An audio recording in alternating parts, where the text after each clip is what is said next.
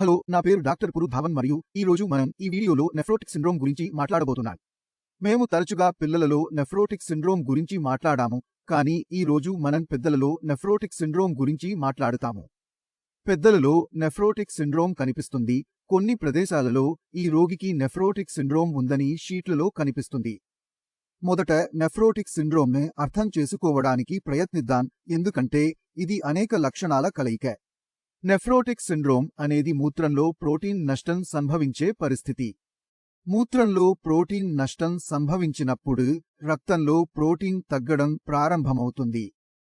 Protein తగ్గినప్పుడు శరీరంలో protein లేకపోవడం వల్ల లక్షణాలు కనిపించడం ప్రారంభిస్తాయి. మొదటిది పాదాలపై వాపు. మూత్రంలో ప్రోటీన్లు తగ్గిపోతే దాన్ని నెఫ్రోటిక్ సిండ్రోమ్గా పరిగణిస్తారు.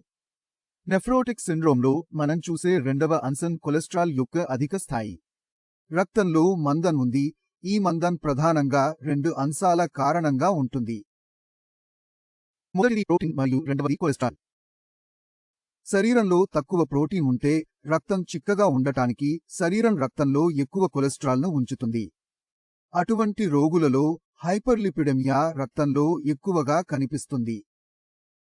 ఈ మూడు విషయాలు ఎవరికైనా సానుకూలంగా ఉంటే ఆ పరిస్థితిని నెఫ్రోటిక్ సిండ్రోమ్ అంటారు.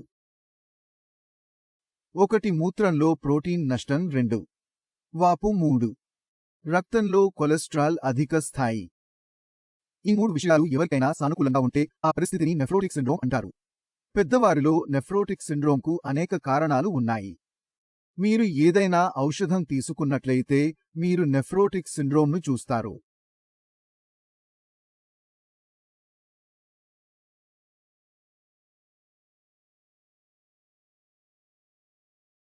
2. ఒత్తిడి వల్ల మూత్రపిండాలు దెబ్బతింటాయని చాలా తక్కువ మంది నమ్ముతారు. కానీ ఒక వ్యక్తి అధిక స్థాయి ఒత్తిడిని కలిగి ఉన్నప్పుడు అతని శరీరంలో భిన్నమైన ప్రవర్తన ప్రారంభమవుతుంది. ఇది మీ గుండెను మాత్రమే కాకుండా మీ మూత్రపిండాలను కూడా ప్రభావితం చేస్తుంది. ఒక వ్యక్తి యొక్క మెదడు ఒత్తిడిలో ఉన్నప్పుడు మరమ్మత్తు కోసం సమయం ఉండదు. ప్రతిరోజూ నష్టం జరుగుతూనే ఉంది, కానీ మరమ్మతు చేయడానికి సమయం లేదు. ఎందుకంటే రోగికి సరైన నిద్ర పట్టదు. అతను ఒత్తిడి గురించి నిరంతరం ఆలోచిస్తూ ఉంటాడు. ఇది విషయాలను క్లిష్టతరం చేస్తుంది. ఒక నెఫ్రోటిక్ సిండ్రోమ్ పేషెంట్ మన దగ్గరకు వస్తే దాని వెనుక కారణం ఏమిటో అతనిని అడగడం మొదటి విషయం. 1. ఒత్తిడి. 2. వైద్య చరిత్ర. 3. యాంటీబయాటిక్ మరియు పెయిన్ కిల్లర్స్. 4. నెఫ్రోటిక్ సిండ్రోమ్లో క్రియేటినిన్ విలువలు సాధారణమైనవిగా గుర్తించబడతాయి. క్రియాటినిన్ విలువలు పెరగడం ప్రారంభిస్తే దానిని మూత్రపిండాల వైఫల్యం అంటారు. కాబట్టి నెఫ్రోటిక్ సిండ్రోమ్కు ఎప్పటికప్పుడు చికిత్స చేయడం చాలా ముఖ్యం. అలా చేయకపోతే అది నెమ్మదిగా కిడ్నీ ఫెయిల్యూర్గా మారుతుంది. ఇప్పుడు మనం నెఫ్రోటిక్ సిండ్రోమ్ రోగికి చికిత్స చేయవలసి వస్తే మనం దాని మూలకారణానికి వెళ్ళాలి. ఈ రోగిలో నెఫ్రోటిక్ సిండ్రోమ్ వెనుక కారణం ఏమిటి? ఎందుకంటే మొదటి కిడ్నీ పూర్తిగా బాగానే ఉంది.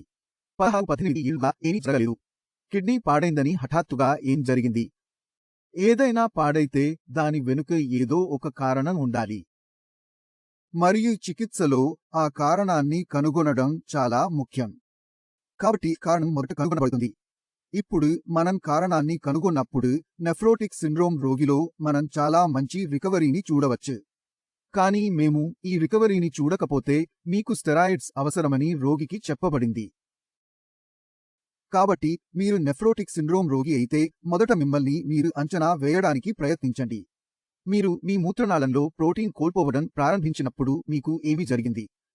మీ బీపీ పర్వాలేదు, మీ షుగర్ బాగానే ఉంది, అంతా ఓకే, కానీ ఎప్పటికీ ప్రోటీన్ నష్టం జరుగుతోంది.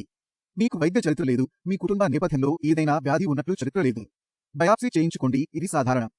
కాబట్టి ముందుగా మనల్ని మనం పరీక్షించుకోవాలి. ఆ ప్రోటీన్ నష్టం మన కిడ్నీల నుండి మొదలైంది మరియు అక్కడ చికిత్స ప్రారంభమవుతుంది. కాబట్టి పెద్దవారిలో నెఫ్రోటిక్ సిండ్రోమ్ కనిపిస్తుందని మీరు ఈ వీడియో నుండి చాలా అర్థం చేసుకున్నారని నేను ఆశిస్తున్నాను. నేను మీకు 2 పెద్ద కారణాలు చెప్పాను మరియు ఏ విషయాలపై మిమ్మల్ని మీరు నెఫ్రోటిక్ సిండ్రోమ్ పేషెంట్ అని పిలుచుకోవచ్చు. మొదటిది మూత్రం ద్వారా ప్రోటీన్ కోల్పోవడం. రెండవది వాపు. మూడవది అధిక కొలెస్ట్రాల్. దానితో పాటు మనకు ఏమి కావాలి? మాకు సాధారణ క్రియేటినిన్ విలువలు అవసరం. మా బయాప్సీ నివేదికలో మాకు ఎలాంటి పాథాలజీ అవసరం లేదు.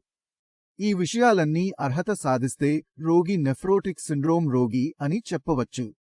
మరియు చికిత్స, నేను మీకు చెప్పాను, ఎల్లప్పుడూ మూల కారణంపై పనిచేస్తుంది. వ్యాధిని అర్థం చేసుకోవడానికి ప్రయత్నించండి. మీరు వ్యాధిని అర్థం చేసుకుంటారు, వ్యాధి అక్కడ ముగుస్తుంది.